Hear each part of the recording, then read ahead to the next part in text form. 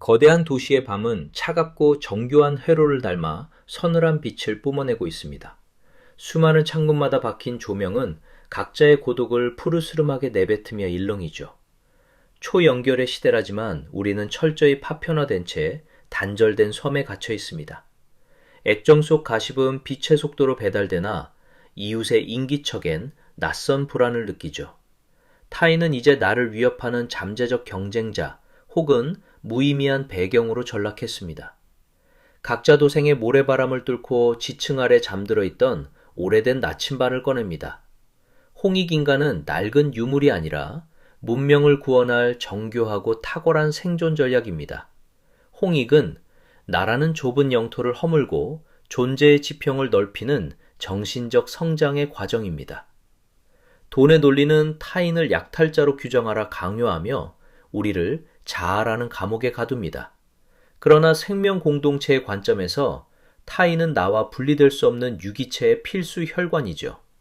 무심코 뱉은 냉소와 혐오는 대기를 돌아 결국 나의 폐부로 다시 되돌아옵니다.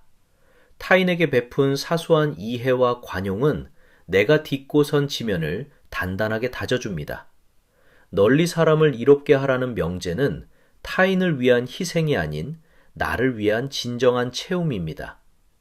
너의 안녕이 공명하여 나의 평화가 된다는 믿음이야말로 성숙한 지성의 증거이죠.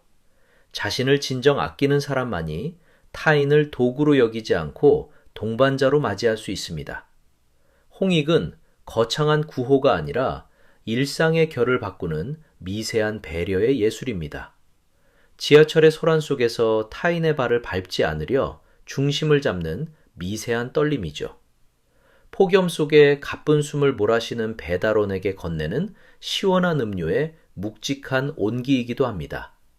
뒤따라오는 사람을 위해 문을 잡고 기다려주는 3초의 여유가 세상을 바꿉니다.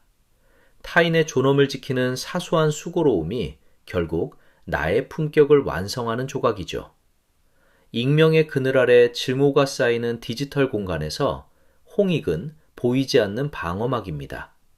비대면의 장막 뒤에서도 너머에 숨쉬는 사람의 존엄을 먼저 살피는 성숙함입니다.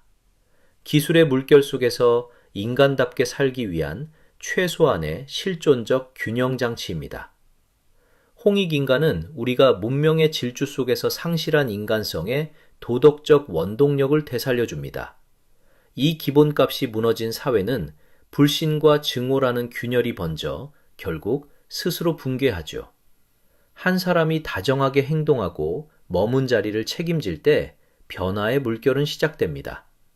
우리가 서로의 비를 피할 처마가 되어줄 때 공동체의 결은 다시 단단해집니다. 내가 미소 지으면 당신의 풍경에 볕이 들고 그 울림은 반드시 돌아옵니다.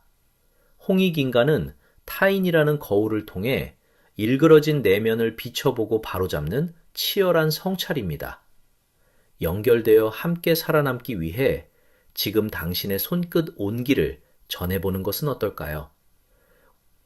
오늘 내용이 도움이 되셨다면 구독, 좋아요, 알림 설정 부탁드립니다.